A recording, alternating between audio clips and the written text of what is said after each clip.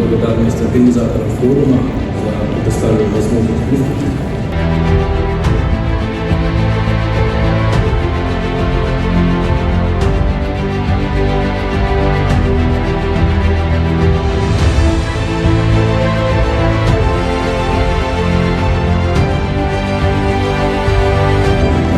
Коротко хотел бы представить компанию SEO. Компания французская,